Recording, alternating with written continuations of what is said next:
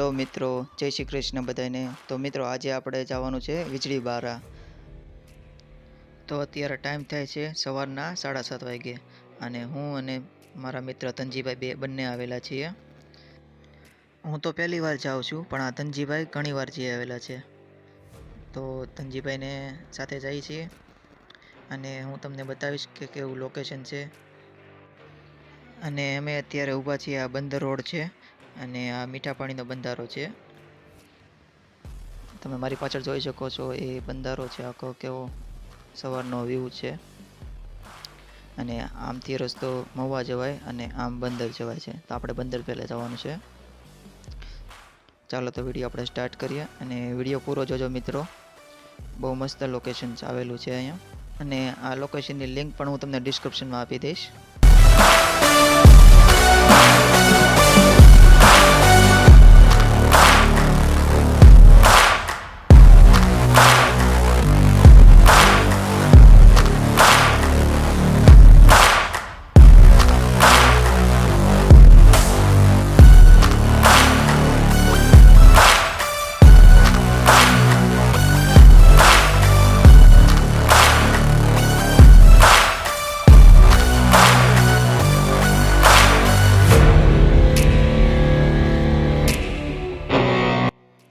તો મિત્રો તમે જોઈ શકો છો, આ મારી પાછળ જે રસ્તો છે ત્યાંથી અમે આવ્યા છીએ અત્યારે, અને હવે જવાનું છે આ ડાબી સાઈડ, બરાબર, યુટર્ન મારવાનો છે, બરાબર। ને એની સામે પણ આપણે જ્યાંથી આવ્યા ને ત્યાંની સામે જ બોર્ડ લગાવેલું છે, એટલે કાંઈ તકલીફ નહીં પડે। તો બોર્ડ જોઈને પણ આપણે જઈ શકશું, બરાબર। આ તો બંદરવાળો રસ્તો અને આપણે જવાનું છે ડાબી સાઈડ યુટર્ન। તો તમે બોર્ડ જોઈ શકો છો, બરાબર। હવે આપણે જઈશું ડાબી સાઈડ।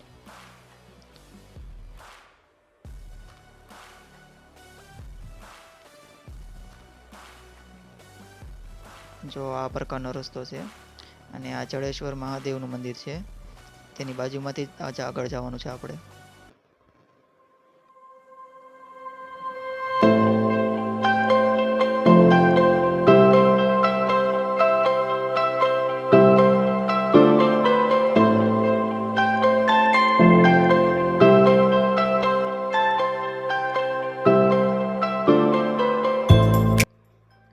તો મિત્રો આપણે અહીંયા પહોંચી ગયા છીએ, અહીંયા દરિયા કિનારે, અને તમને મારી પાછળ દેખાય એ બંદરગામ છે। તમે જોઈ શકો છો મારી પાછળ છે એ બંદરગામ છે, અને ત્યાંથી અમે આવ્યા હતા અંદર, અને ત્યાં પીણો છે એટલે હું ઉતરી ગયો છું, અને તનાભાઈ ગાડી લઈને થોડાક આગળ ગયા છે।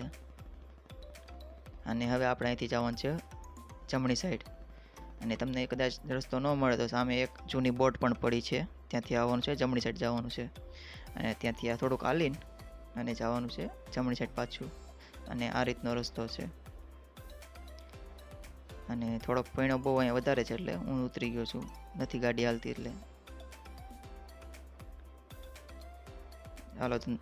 ચાલો તનજીભાઈ આપણે હવે આગળ જઈએ, અને મિત્રો હવે જ સારો વ્યૂ જોવા મળશે તમને, કેમ કે અહીંથી બહુ લોકેશન સારું છે। અમારા તનજીભાઈ સારી જગ્યા જોઈ હતી, મને કે બહુ સારી જગ્યા છે, આવો મારી સાથે એકવાર। તો મેં તો હાલો આજે એકવાર જઈ આવી।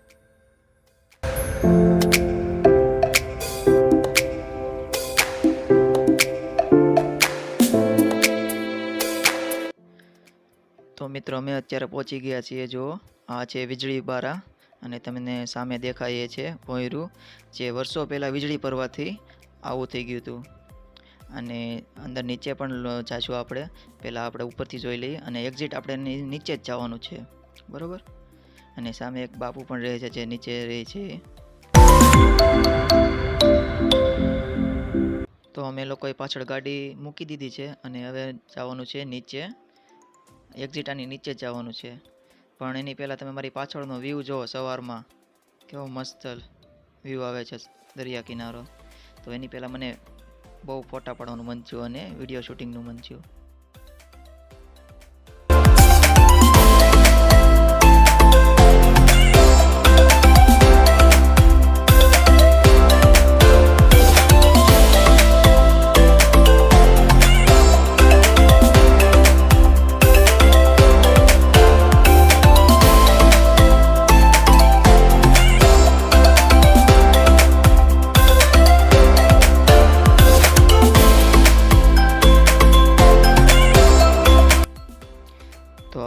જશું નીચે, અને નીચે જવાનો રસ્તો અહીંથી જ છે, મારી પાછળ જોઈ શકો છો તમે.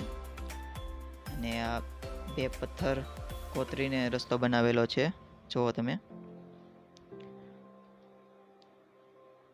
ચાલો અહીંથી અંદર જવાનું છે. એની પહેલાં સામે આપણે ગાડી મૂકી દીધી, હવે અહીંથી જવાનું છે નીચે.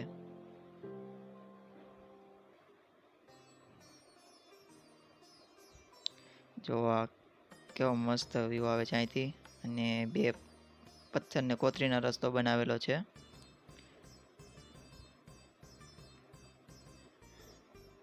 અને નીચે ઉતરતા લાકડાનો પુલ આવે છે.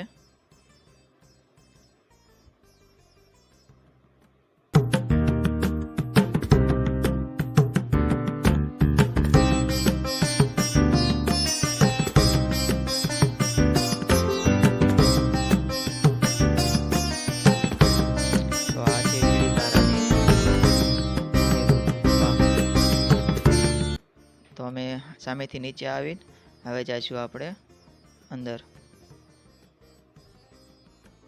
ચાલો તો આપણે અંદર જઈએ.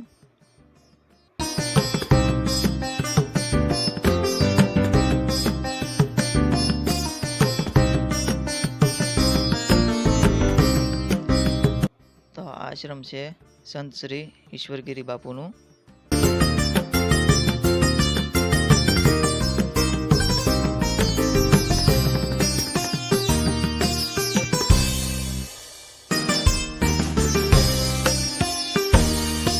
તમે જો આ ઉપરથી આપણે કીધું હતું ને, એક્ઝેક્ટ એની નીચે આવેલા છીએ, અને આ જગ્યા કુદરતી રીતે બનેલી છે. અને આ એક વીજળી પર પડવાથી આવું થઈ ગયેલું છે, અદ્ભુત. અને નીચે એક ભોંયરામાં શિવલિંગ પણ છે. તો આપણે પહેલા આપણે ત્યાં નીચે દર્શન કરી લઈએ.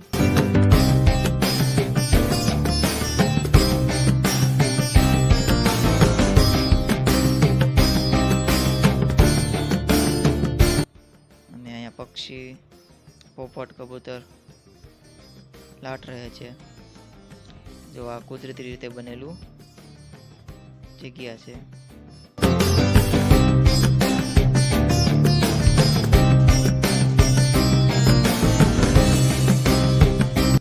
તમે જોયું તો ઉપરથી આ એક્ઝિટ એની નીચે છીએ આપણે.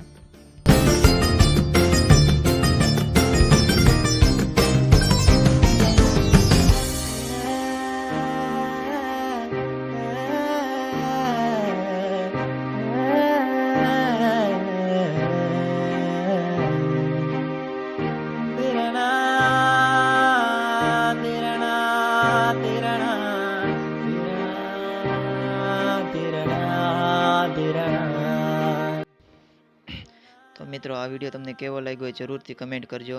અને મારી ચેનલ ઉપર જો નવા હો તો ચેનલને સબસ્ક્રાઈબ કરી લો, અને વિડીયોને લાઈક કરી લો, જેથી કરીને તમને આવા મારા વિડીયો જોવા મળતા રહેશે, ટ્રાવેલિંગવાળા.